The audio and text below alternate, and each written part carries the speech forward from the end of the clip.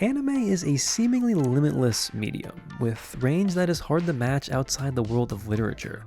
Within just a single genre, it's able to easily swap from grounded realism to cutesy fun to extremely absurd. There's variety across the board, and that's what draws in millions of people to check out new shows every season. But where I've always thought anime is able to stand head and shoulders above all competitors is when it goes all in on being as over the top as possible. Can you tell I'm a Studio Trigger fan? There's something about insane premises filled with ridiculous characters where all the seiyuu are just hamming up their performances that is just the epitome of great anime to me.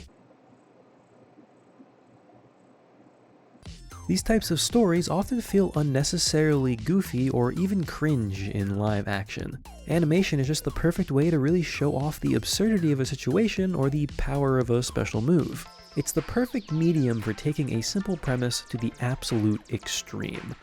Which brings us to one of the top airing shows of fall 2022, Blue Lock. A soccer anime where defense is bad, passing is worse, and the only thing that matters is scoring. Okay, not entirely, but it is a soccer anime where the goal is to survive a 300 striker battle royale to become the most narcissistic super god striker of Japan. It's sports anime on absurdist anabolic steroids, and I love it. Where most team sports anime are rightfully about the bonds and trust between teammates and relying on your comrades to do their job, Blue Lock is focused on the opposite. The show wants you to know that the only way to succeed as a team is to have a guy who is just an absolute monster. There are no plucky underdogs here, just an alpha who only thinks of themselves and is able to dominate the game by themselves. The entire purpose of the Blue Lock facility in the show is to create Japan its very own Mecha Zlatan Ibrahimovic.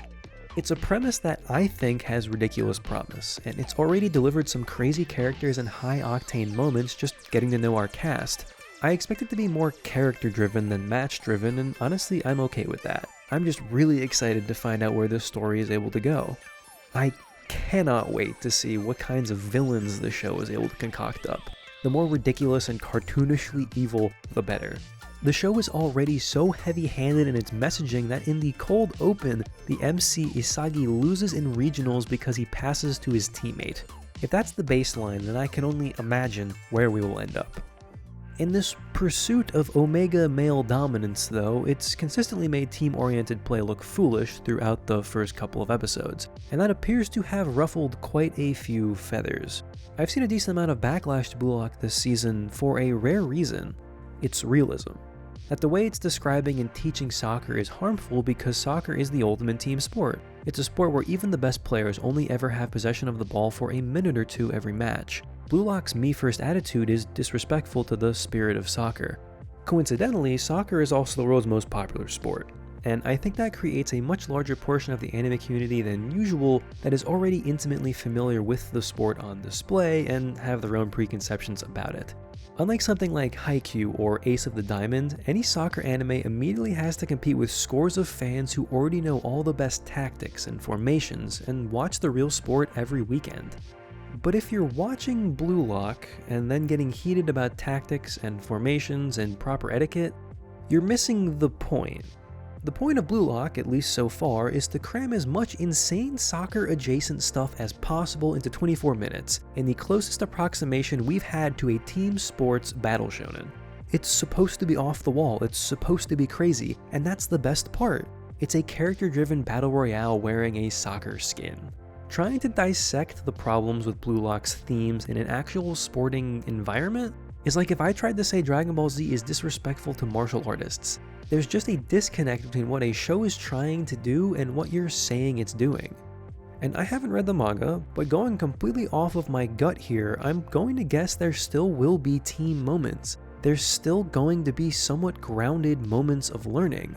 They wouldn't be forced to play as an 11 if this wasn't the case. I'm not going to be so bold as to suggest that the premise is actually a ruse and Soccer Levi is doing this to build the perfect 11 for Japan.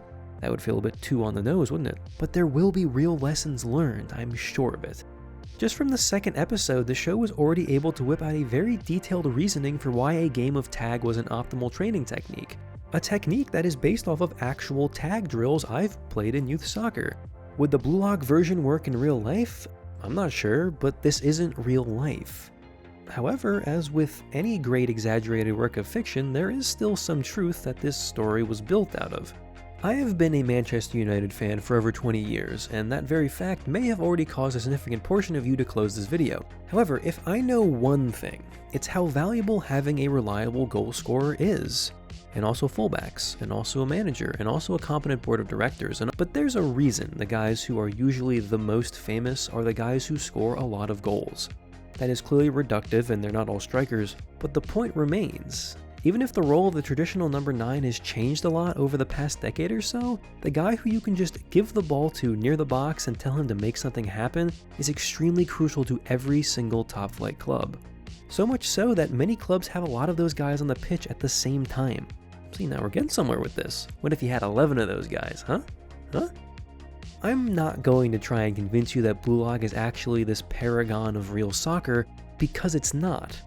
These guys are wearing jumpsuits inside a giant Metal Gear facility and playing completely barefoot. It is incredibly stupid and I love it. You don't have to defend it as real soccer, and you also don't have to get mad that it's not real soccer. It's big, insane, over-the-top anime. Something that honestly we should all be able to get behind. But if an insane show like this isn't your vibe, that's fine. I'm not saying you have to like it, I'm saying it's okay for it to exist as a soccer anime.